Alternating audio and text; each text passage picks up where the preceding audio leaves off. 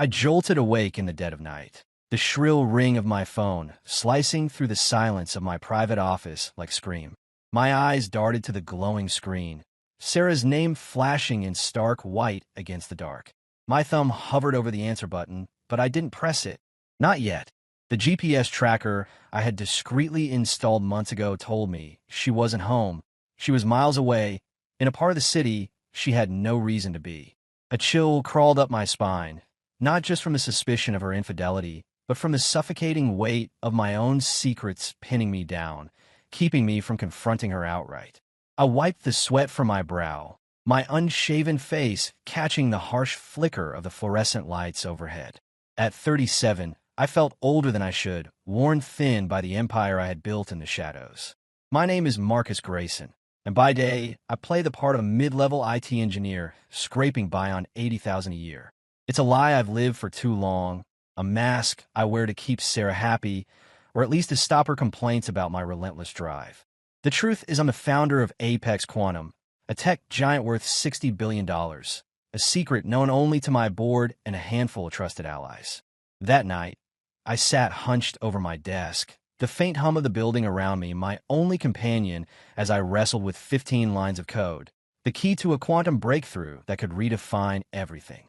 I was alone, not just physically, but in a way that gnawed at my core.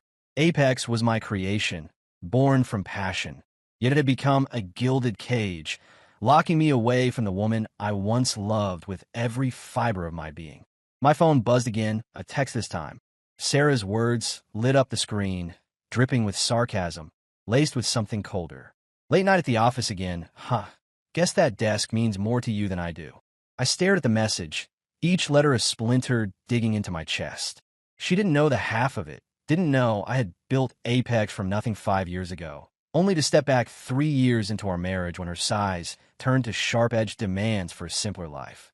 I handed the spotlight to Julian Pierce, my college buddy turned public face of Apex, his charm and ambition a perfect shield for my retreat into the dark. I rubbed my tired eyes, the sting of exhaustion blurring the edges of my vision. The door creaked open, and Kavita Patel stepped in, her presence a steady anchor in the storm of my thoughts. "You're still here," she said, her voice soft but tinged with worry. She was my CTO, my confidant, one of the few who knew the real me. "The Helix Innovations merger is ready for your signature, $60 billion on the line," she added, sliding a folder across my desk. I nodded, flipping through the pages, my pen scratching my approval into existence. "Did legal triple-check it?" I asked, my tone flat. "They did," Kavita replied, then paused. "Marcus, why keep hiding this from Sarah? You've built something incredible. She deserves to know." I didn't answer, my jaw tightening as I signed the last page. She didn't understand, couldn't grasp the tangle of fear and hope that kept me silent. Sarah's barbs about my work, her eye rolls at tech headlines, they stopped me every time I came close to spilling the truth. Kavita left, and I was alone again, the weight of the night pressing harder. I opened my laptop, the screen casting a cold glow as I pulled up the hidden camera feed from home. My breath caught as I watched Sarah slip into our bedroom. Her movements cautious, deliberate. She reached into the closet, pulled out a small box I didn't recognize, and opened it.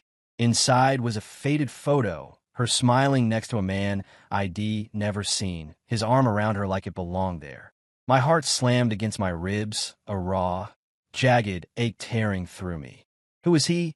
Why had she kept this? How long had she been hiding pieces of herself from me? The suspicion ID nursed for months flared into something sharper, something that tasted like betrayal.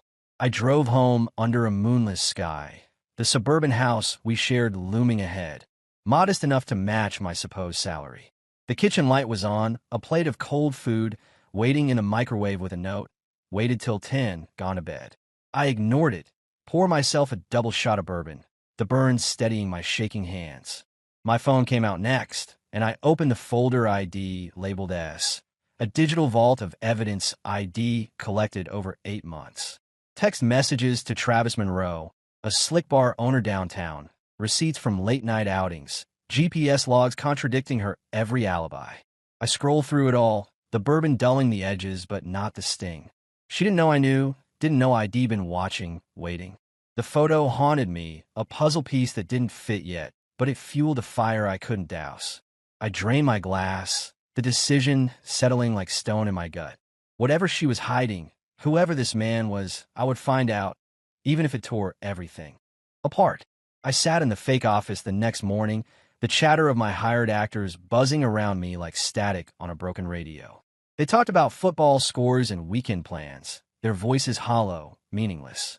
I stared at my computer screen, fingers hovering over the keys, but my mind was elsewhere, replaying that photo of Sarah with a stranger, her smile bright in a way I hadn't seen in years. I felt like a fraud, not just to them, but to myself, trapped in a life I constructed to keep her close, only to watch it crumble anyway.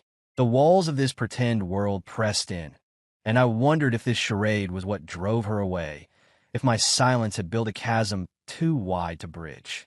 The news hit the wires that afternoon. Apex Quantum splashed across headlines after the Helix merger, Julian Pierce's grinning face on every screen. I scrolled through the articles on my burner phone, the praise for his leadership cutting deeper than I expected. I'd poured my soul into Apex, yet here I was, invisible, a ghost in my own triumph. My real phone buzzed, a coded message from Derek Voss, my head of security, a man who'd stuck by me since I pulled him out of a bad spot years ago. His words were short, precise, subject spotted at location 4, 20 miles out, with secondary subject, 1 hour duration.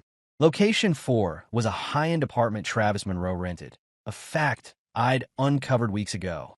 My stomach twisted, the confirmation bitter but not surprising. I dialed Sarah, keeping my voice steady despite the storm inside. She picked up, her tone light, rehearsed. "Hey, Han, I'm just leaving Mom's place. Lunch ran late," she said. I nodded to myself, the lie so smooth it almost felt real. I told her to drive safe, hung up, and leaned back, the taste of her deception lingering like stale coffee. I couldn't shake the image of her with Travis, couldn't stop wondering if he was the man in that photo, or if she was juggling more secrets than I dared to imagine. That night, I pulled up the camera feed again, my pulse quickening as Sarah slipped into the living room. She moved to the bookshelf, her fingers tracing the edge before pulling out a cheap burner phone I'd never seen. She whispered into it, her face tight with something like fear, then grabbed her coat and left, her red dress catching the light as she vanished into the dark. "Kavita, call me later," her voice clipped over the secure line. "DOJ's sniffing around the Helix deal," she said. "They've got questions and it smells like an inside leak." I frowned, my thoughts drifting to Julian. She hesitated, then added, "Julian's been pushing some odd financial moves lately, nothing concrete, but it's off." I thanked her, my mind racing. Julian had always been ambitious, smooth-talking his way through boardrooms, but a traitor, I couldn't believe it. Not yet. Still, the seed of doubt took root, sharp and persistent. Then it happened. My laptop pinged with an email. No sender, just a blank subject line. I opened it, my breath catching as I read, "5 million, or your little secret goes public. We know who you really are, Grayson." My blood ran cold, the message hitting too close. Mentioning a detail from my past only a handful knew, a late-night meeting I'd once had with Julian years ago. I gripped the desk, my knuckles white. This wasn't Sarah or Travis, not alone. This was bigger, calculated. I pictured Julian's easy smile, the way he'd urged me to stay hidden, and a sick feeling settled in my gut. I locked the laptop, staring out at the city swallowed by night. The cracks were spreading, in my marriage, my company, my trust. I couldn't keep pretending, couldn't keep running from the truth. Derek's next report confirmed Sarah had gone straight to Travis's bar after leaving, her car parked out back. I clenched my fists, the bourbon from last night still burning in my memory. I had to act, had to peel back the layers of this mess, even if it meant facing a betrayal I wasn't ready for. A part of me clung to the fading echo of Sarah's laugh, the woman I'd married, but another part, colder, harder, knew that woman was gone. I stepped into Eleanor Hartwell's sprawling estate for Thanksgiving, the air thick with old money and unspoken judgment. Crystal chandeliers gleamed overhead, ancestral portraits stared down from the walls, and I felt like a trespasser, an outsider in a world that never accepted me. Eleanor greeted Sarah with a stiff hug, her silver hair flawless, her eyes sliding past me with barely a nod. I handed her a bottle of wine worth more than my fake weekly paycheck, a silent jab she wouldn't catch. She murmured a curt thanks, passing it to a servant without a glance. I clenched my jaw, forcing a smile, telling myself I could endure this one last time. Inside, I was a coiled spring, wound tight from the email threat, Sarah's lies, and the stranger's face in that photo, all swirling in my head like a storm I couldn't outrun.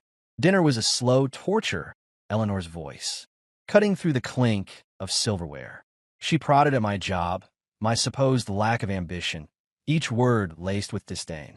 "You've stuck with that IT gig for years, Marcus," she said, slicing her turkey with precision, quite the picture of stability. I nodded, keeping my tone even. "I value consistency," I replied, but her lips curled. "Consistency's fine for a bank account, not a man meant to provide," she shot back. Sarah sat silent, her fork pushing food around her plate, offering no defense. I watched her, waiting for something, anything, but she gave me nothing. Later, her phone buzzed, and she slipped outside, claiming a need for air. I checked the tracker app, my chest tightening as her sped toward a hotel 30 minutes away, Travis's name already logged in the guest list. The next day's meal was worse. Eleanor's barb sharper, her guests chiming in with tales of wealth I pretended not to match.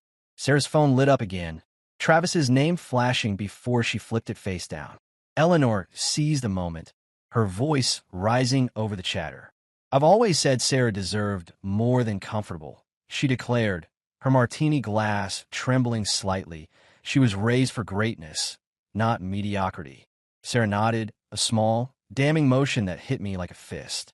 My blood roared in my ears, every ounce of restraint snapping. I stood, napkin dropping to the table, my voice cutting through the stunned silence. "Excuse me, I need to make a call," I said, stepping into the hall. I dialed Julian, my hand steady despite the rage boiling inside. "It's time. Execute phase 1, I told him. He paused, then agreed. "The board's ready, security's in place." I hung up, returning to the dining room, every eye on me. I reached into my wallet, pulled out my Apex Quantum ID, the founder's badge gleaming under the chandelier light. "My board just finalized the Helix merger," I said, voice cold, calm. $60 billion, my deal, my company, I built it from scratch. Eleanor's face drained of color. Sarah's fork clattered to her plate. I slid a thick envelope across the table. Divorce papers and 8 months of evidence. Photos, texts, proof of her with Travis. His bar lease, owned by an Apex subsidiary. And tonight, I added, effective immediately. Sarah lurched forward, tears streaming. "Marcus, wait, I can explain." She stammered, but I turned away. She grabbed my arm in the foyer, sobbing, begging me to listen, claiming she was forced into it. I shook her off, my gaze ice. "Too late, Sarah," I said, walking out as my phone buzzed again. Derek's voice crackled through. "Travis hit your fake office, smashed it up, left a message in red paint. You'll pay, Grayson." I gripped the steering wheel, the night swallowing me whole. I called Derek back, my voice ablaze. "Start phase 2, I said. Relief washed over me, bitter and cold, mixed with a hollow ache. The mask was off, the fight was on, and I was done playing the fool. 3 days after I walked out of Eleanor's estate, I sat in my real office at Apex Quantum, the sleek glass walls reflecting the city below like a mirror to my fractured world. The news hit me first thing that morning, a screaming headline accusing me of harassing employees, anonymous sources spinning lies about traded favors. I leaned back in my chair, a dry laugh escaping my lips. Sarah and Travis had moved fast, their desperation palpable, but I saw it coming. I felt a flicker of something dark, not pain anymore, but a cold amusement. They thought they could bury me with rumors, thought I'd crumble under the weight of their betrayal. They didn't know I'd been forging armor in the shadows for months, waiting for this exact fight. I called my legal team, told them to draft a response, but hold off, my voice steady as I paced the room. I wanted to see how deep they'd dig their hole, how far they'd push before I struck back. Derek Voss pinged me mid-morning, his encrypted message stark. Subject: met with Charles Dalton at location 5. Audio confirms collaboration. DOJ's been fed altered financials. Charles Dalton, Helix's bitter ex-CEO, a man I'd outmaneuvered in the merger, now clawing for revenge through Travis's network. My grip tightened on the phone, the pieces snapping into place. Then Derek dropped the real blow. Sarah accessed your home safe last night, took the USB with contingency protocols. I froze, my breath shallow. She'd used our old anniversary date to crack the code, turning my own safeguards against me. I acted fast, activating Shadow Protocol through a secure channel, my fingers flying over the keyboard. Shell companies I'd set up years ago sprang to life, filing complaints against Travis's bar, health violations, tax discrepancies, fire code breaches. Within hours, inspectors swarmed his place, shutting it down, suppliers cutting ties under pressure from my invisible web. I felt a grim satisfaction, watching his empire fray from a distance. But it wasn't enough, not yet. My mind churned, replaying that USB.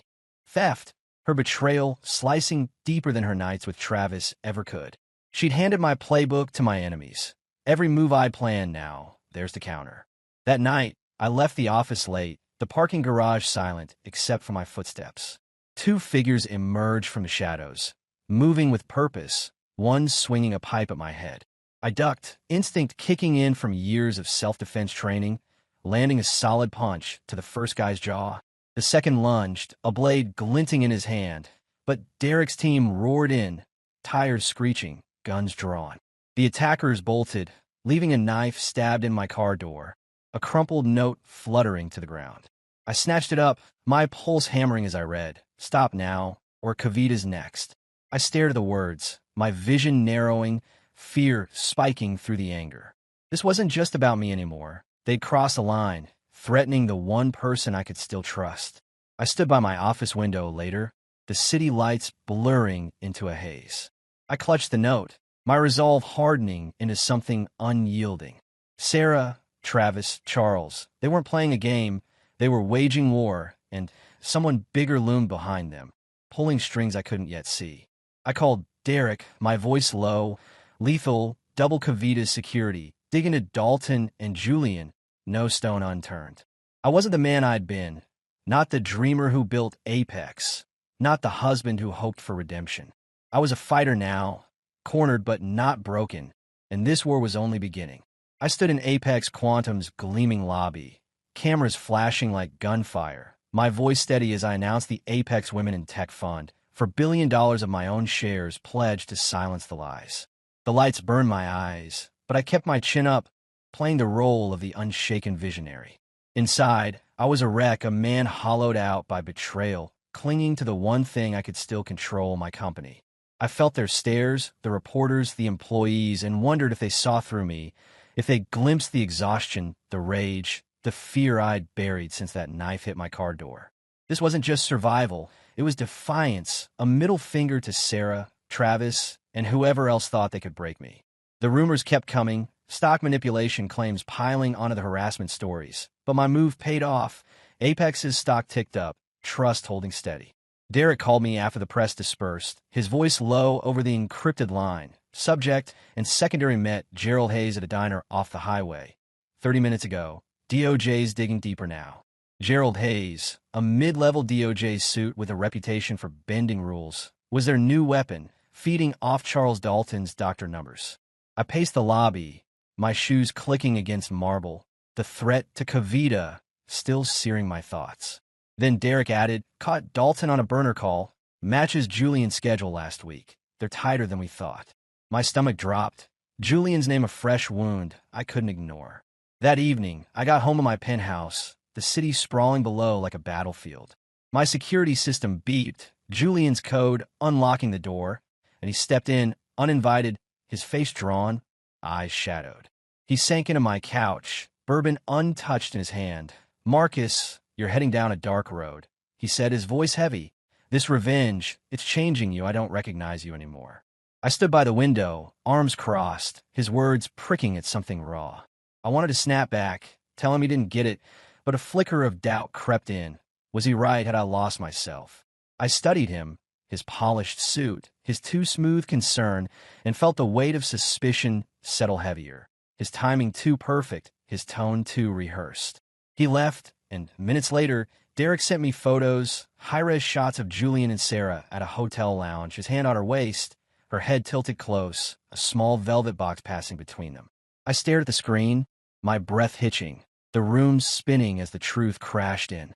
Julian, my oldest friend, the man I'd trusted with Apex's face, wasn't just a bystander. He was in it, deep, intimate with Sarah in a way that gutted me twice over.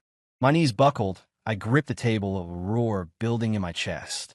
The bourbon glass shattered against the wall, shards scattering like my trust, my world collapsing under the double-edged blade of their betrayal. I sat there, alone, the city's hum a distant drone, my hands trembling around fresh glass. I laughed, a jagged, broken sound, the pieces aligning too late. Julian hadn't just leaked info. He'd orchestrated this, him and Sarah, a partnership I'd never seen coming. I replayed every moment, his push for me to hide, his late-night calls, and felt sick, not just at them, but at myself for being so blind. The war had shifted. The enemy wasn't just outside.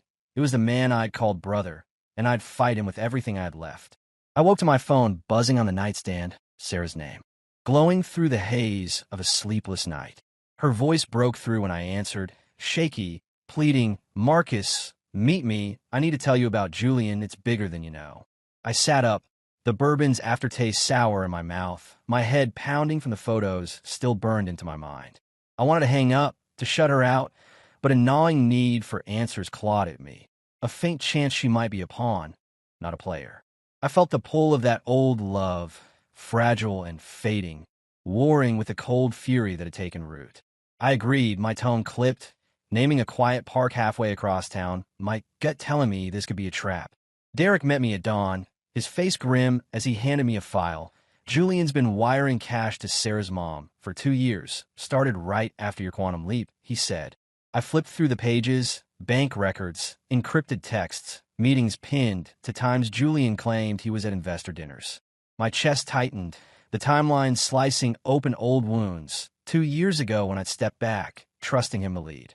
I canceled a planned interview, called Kavita and Preston Mills to a safe room at Apex, laying out the evidence.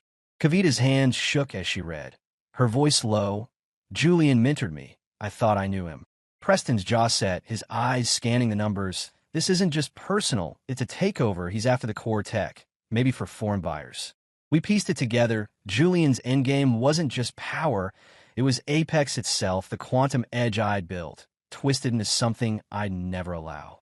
I headed to the park, Derek's team in place, drones humming overhead, my nerves taut as I spotted Sarah on a bench, her coat drab, her face pale. She stood, eyes darting, and handed me a USB. "Julian tricked me, said you were selling to Russia. He's planning something worse," she whispered, her breath hitching. I took it, my fingers brushing hers, a flicker of doubt softening my anger, her fear too real to fake. Then chaos erupted. Sarah screamed as 3 men in black surged from the trees, guns blazing, bullets shattering a nearby fountain. I grabbed her, diving behind a stone wall, my heart slamming against my ribs. Derek's team fired back, a deafening exchange, one thug dropping as the other scattered. I shielded Sarah, her body trembling against mine, and for a split second, I saw the woman I'd married, terrified, not cunning. We sprinted to an SUV, Derek's voice barking through my earpiece. "Get out now. They're pros, more might be coming." Tires squealed as we peeled away, my pulse racing, the USB clutched tight. In a safe house, I plugged it in, Sarah slumping on a couch, her eyes hollow. The file spilled out, fake docs pinning me as a traitor, recordings of Julian plotting to seize Apex's systems through a hidden backdoor. One audio chilled me, his voice calm.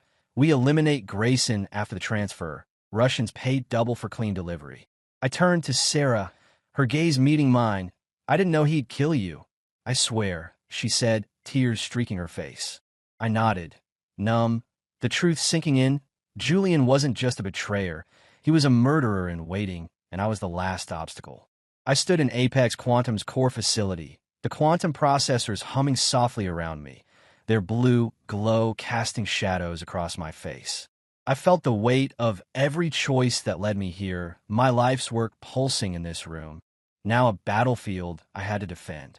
My hands rested on the control console, steady despite the storm inside, a mix of resolve and sorrow for what I was about to do. Julian's voice still echoed in my ears, his cold promise to erase me, And I knew this wasn't just about saving Apex. It was about ending the war he'd waged against everything I believed in.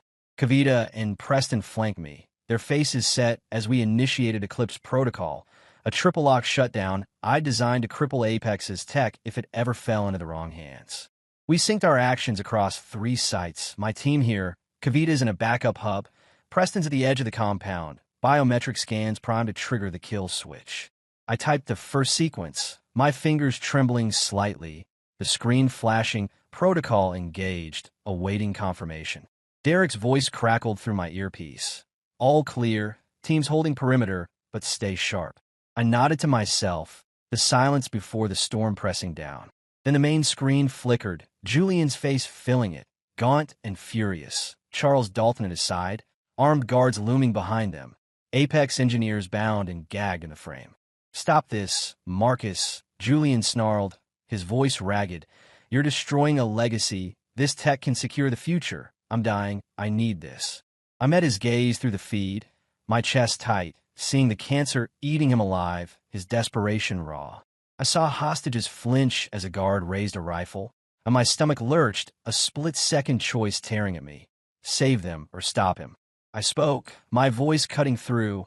Our legacy was progress, Julian, not domination. You've twisted it into a weapon. I signaled Kavita and Preston, their nods firm, and we pressed on, scans syncing as the countdown hit 10 seconds. Julian lunged toward his console, shouting, "Cut the feed, take them out now," but I slammed my palm on the reader, the system chiming, Eclipse executing. The room dimmed, processors powering down. The backdoor he planted erased in a cascade of code. Julian's scream faded as the screen went black, his plan dead in its tracks. Gunfire erupted outside, Derek's team clashing with Julian's mercenaries, a sharp burst that ended fast. FBI swarmed in, Preston's call hours earlier bringing them on our side, Julian and Dalton cuffed as hostages stumbled free. I watched through a window, my breath fogging the glass. Julian pausing to glare back, his voice hoarse. "I saved you once, Marcus, that startup crash, my money. You owed me this." I froze, memories flooding back. Rain-soaked nights, his check keeping us afloat, a debt I'd buried under years of trust. My throat tightened, guilt slicing through my victory, his betrayal born from a wound I'd never seen. I stepped outside later, the air cool, Sarah waiting by Derek's SUV, her eyes red. I looked at her, my anger spent, only weariness left. "Divorce goes through," I said, handing her card with enough cash to start over. "We're done, but I won't ruin you." She nodded, whispering thanks, and I drove off, the horizon lightening, my heart heavy with loss. Julian's words haunting me. The fight over, but the cost etched deep. I stood in my new lab at Apex Quantum's rebuilt headquarters, 6 months after Eclipse Protocol turned my life's work to ash to save it. Sunlight streamed through tall windows, the air crisp with the scent of fresh paint and possibility. But I felt the scars beneath, invisible marks of a war that had cost me too much. I'd stepped back, handed the CEO reins to Kavita, her steady hand guiding Apex into a new era while I retreated to the science, the one place I still felt whole. Rebuilding wasn't just about circuits and code, it was about piecing myself together, finding trust again in a world that had burned me raw. Apex limped forward, our tech reset but refocused, pouring resources into medical breakthroughs and green energy, a public vow etched in every press release. No weapons, no surveillance, only good. The board grumbled at first, profits dented by lost contracts, but Kavita's resolve and my stubbornness held firm, our reputation clawing back on a foundation of ethics. My inbox pinged one afternoon, Sarah's name jolting me as I opened her email, short, formal. "I've moved away, studying ethics now, started Grayson Ethics Initiative, not asking for anything, just wanted you to know, take care, Marcus." I leaned back, my chest tight, picturing her in a classroom, chasing something real, a faint echo of the woman I'd once known. Word came through channels. Julian sat in a federal prison, his sentence long, his cancer flaring but stubborn, keeping him alive against the odds. I turned the news over in my mind, his sunken face from that last standoff flashing back, his plea about legacy haunting me still. Then a guard delivered a letter to my desk, Julian's jagged handwriting spilling across the page. No apologies, just a raw confession. I envied you, Marcus. Your vision, your strength. I feared dying forgotten. I ruined us, but that dream we had, it was beautiful. Keep it alive. I read it alone, my throat closing, tears slipping free, not for forgiveness, but for the tragedy of a friend lost to his own demons, a bond I'd never reclaim. I walked the lab late one evening, tweaking a new quantum model, when Kavita called me up, her voice tense. Military's back, bigger offer, medical funding tied to a classified cyber project. They're pushing hard. I met her in the boardroom, suits in crisp uniforms laying out terms, their eyes sharp, expectant. I cut them off, my voice flat. Apex stays clean, no deals, no compromises, take it elsewhere. They left, faces tight, and Kavita squeezed my shoulder, the silent pact sealed. I felt a surge, not triumph, but defiance, a line I'd never cross again.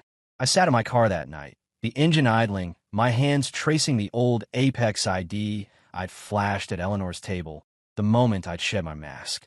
I tucked it away, the past a heavy weight I'd learned to carry. The cost had been brutal, friendships shattered, a marriage gone, my innocence torched, but I'd found something in the rubble, a harder, wiser peace, rooted in the truth that real victory wasn't revenge. It was building something lasting, something right. I drove home, the city lights fading behind me, ready for the battles ahead. Not as a king, but as a man who'd fought through fire and stood tall.